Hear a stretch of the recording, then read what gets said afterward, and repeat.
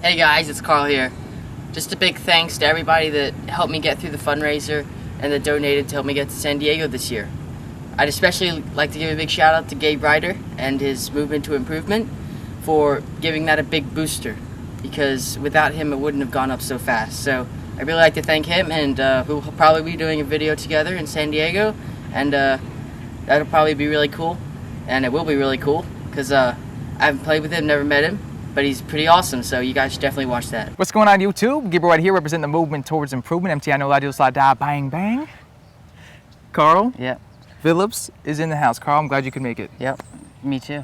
Over here at Morgan Run Resort, beautiful course down here in Rancho Safe, California, about to tee off hole number 1. Karl wants to have a match with me. Yeah. Okay, you know, I told him I teach for a living, I don't play golf, but I said if he wants it, he gonna get it. Yep. So if that's what you want, Karl, we'll get it. Yep. All right, so today's video, you guys, we'll interview Karl. This segment or series is gonna be about Karl, his game, the type of person he is and how he became that way and how he became such a good player. Yeah. Let's get it, Karl. All right. All right, Karl, is this a par 5 here? What do we got? Yeah, it's almost 600 yards. Okay, looks it's long. Pretty open though? Yeah. Right's a better miss. That'll work. Now, Karl, do you do anything when you're like really nervous and you're about to tee off, you know, and you're playing against a match of a really younger kid that's most likely going to beat you and you don't want to lose in front of thousands of people? No. Damn it. I was really hoping you'd help me there, bud. Okay, first swing.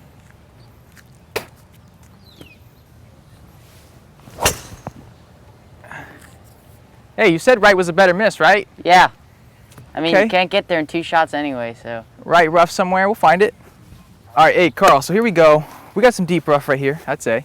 Yeah. 315 to the pin. I got a tree here, tree here. What's the game plan? Like, if you were my caddy, you're like, Gabe, this is what we need to do. First hole, par 5. What club am I taking out from here? 315.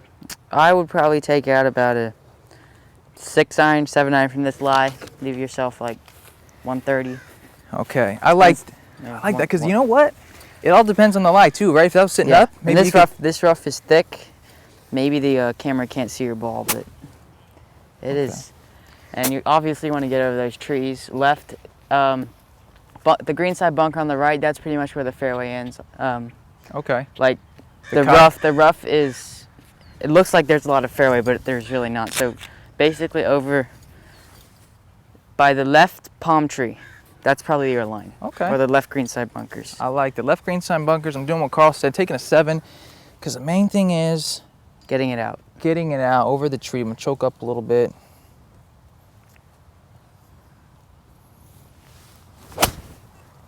Should be perfect. Yeah. Maybe the rough, maybe close the face a little bit, but I think that's right in the fairway. Yeah. Some pretty thick rough you guys got this week. Yeah. It's pretty beefy. It's US Open stuff, this, man. All right, Karl, so how old were you when you first started playing golf?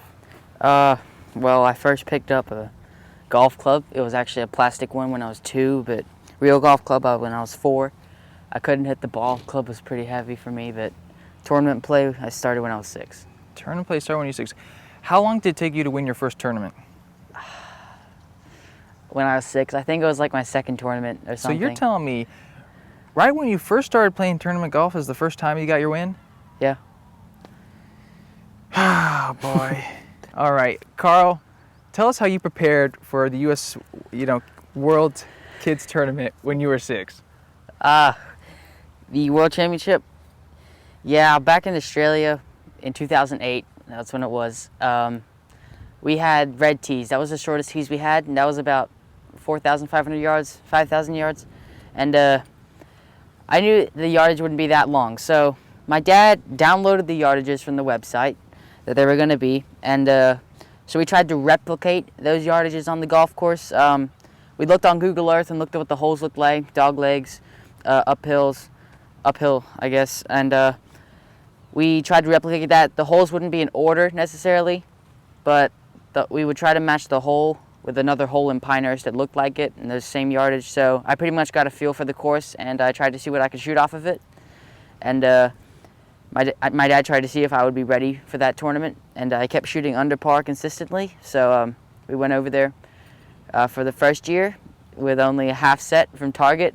I had the tour stage clubs, and I got 7th place in my first championship.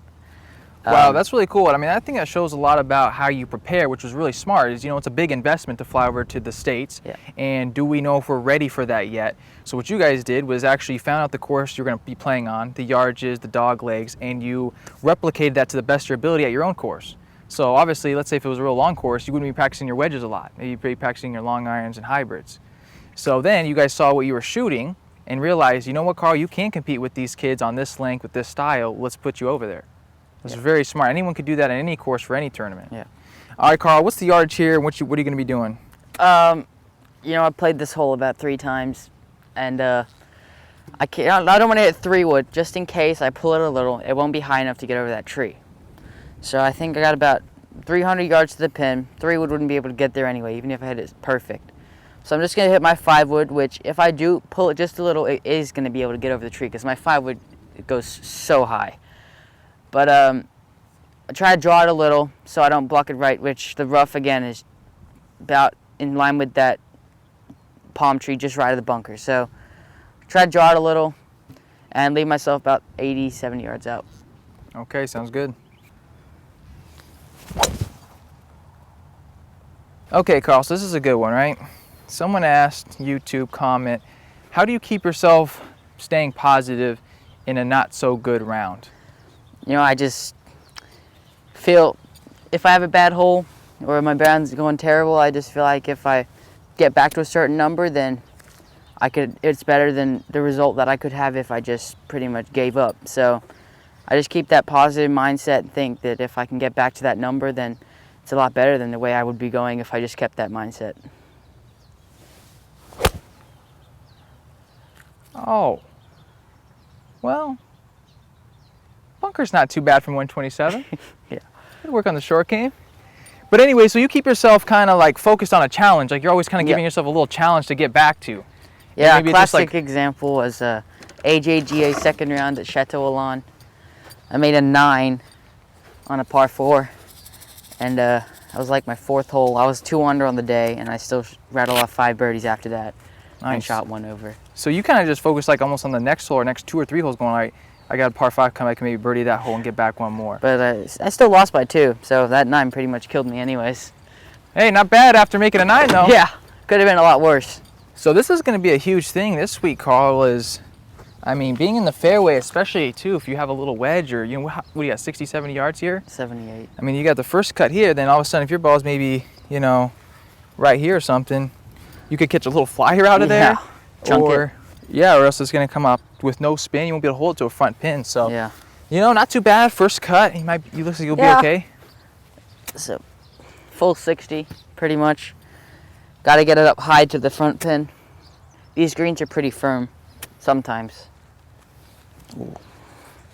Hit the other ball in my pocket. Ooh, it's always the worst feeling. Yeah. I had that happen to me once, and I realized it was my actual balls. Nothing I could do about that. Ooh, it's about, wait, it's just a couple feet to the right. Yeah. That's at the back of the green. A little long, gonna be a long putt.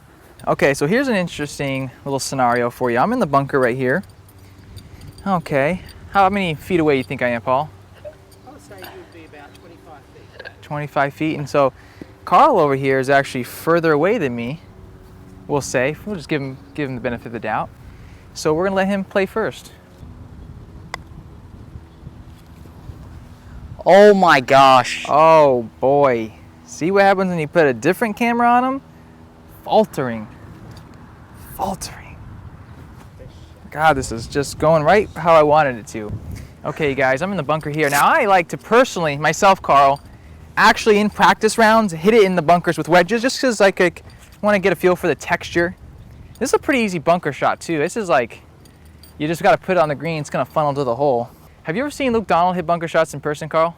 No. Well, it looks a little something like this.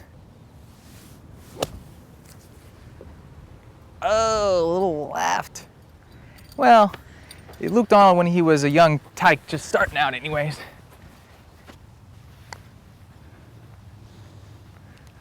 Oh, solid.